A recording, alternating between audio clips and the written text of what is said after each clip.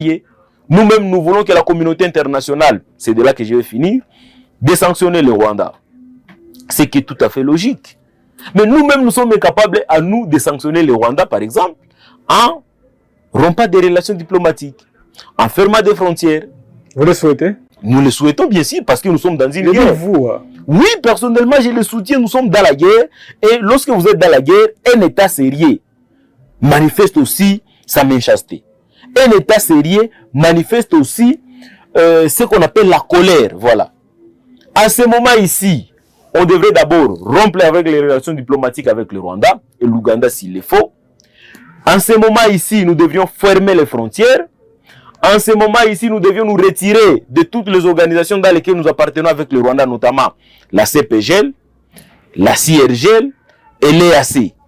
Mais le président de la République manifeste sa colère. Il a dit d'ailleurs qu'il rencontrera le président rwandais aussi. Les questions d'État, il faut les traiter avec beaucoup de retenue. Surtout que lui, il est le président de la République, on l'appelle garant de la nation. Pourquoi garant de la nation? Parce que c'est lui qui représente l'État. C'est quelqu'un que nous pouvons laisser en gage lorsque l'État a des difficultés. C'est-à-dire qu'il ne doit pas traiter des questions avec beaucoup d'émotion. C'est un homme d'État, il ne doit pas sortir des mots comme il les veut, comme il les prétend, parce que chaque parole d'un chef pèse. Il racontera le président Kagame aussi. Malheureusement, et nous ne voulons pas des hommes aussi émotionnels pour gérer les questions d'État. La colère ne se manifeste pas par des paroles, c'est par des actes. Quel est cet acte qui nous a déjà prouvé réellement que nous sommes en guerre? Il ne veut pas raconter Kagame, par exemple. Lorsque vous prenez même, mais c'est lui qui était le premier arrivé en Angola lorsqu'il s'agissait d'une rencontre.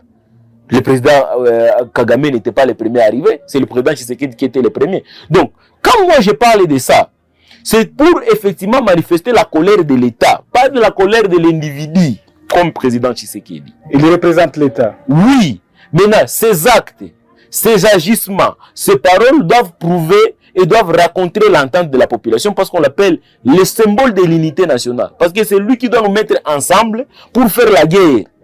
Et l'armée, et les citoyens, et toutes les organisations de la société civile, c'est lui qui nous représente, le symbole de l'unité nationale. Et il doit éviter toute parole de division, tout comportement de séparation, pour essayer un peu de garder cette unité nationale.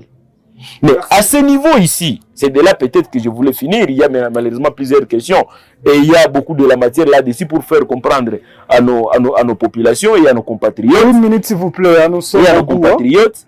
À ce moment ici, on devrait nous retirer ou suspendre temporairement nos participations dans des organisations avec lesquelles nous appartenons avec le Rwanda. J'ai cité le CPGL, j'ai cité la CIRGL, j'ai cité l'EAC, et au niveau international, on ferme d'abord l'accès à l'espace Schengen, à l'Union européenne, comme Kabila l'avait fait lorsqu'il y avait des problèmes d'ordre politique et de la démocratie. Il a fermé ça pendant 4 ans. Nous suspendons également notre participation aux Nations Unies. Parce que comme nous avons des choses à apprécier chez nous, il faut que nous puissions aussi les contraindre à prendre des décisions. Mais nous ne devons pas attendre plus à l'extérieur que nous devions le faire en interne. Ça doit commencer d'abord par des initiatives internes pour que les gens comprennent le sérieux et la considération avec laquelle nous prenons la situation. Merci Christophe. C'est moi qui vous remercie. En tout cas, il y avait beaucoup de la matière. Nous sommes vraiment au bout de cette émission. Nous considérons cela comme votre conclusion. Nous n'allons pas encore vous donner la parole. Hein. Si nous vous donnons encore une fois la parole, ça sera encore d'autres idées qui vont pleuvoir. Merci beaucoup. Merci parce que vous n'en manquez pas. Pour cette opportunité. Et nous serons toujours là au service de notre pays. Lorsque vous nous appelez, en tout cas, nous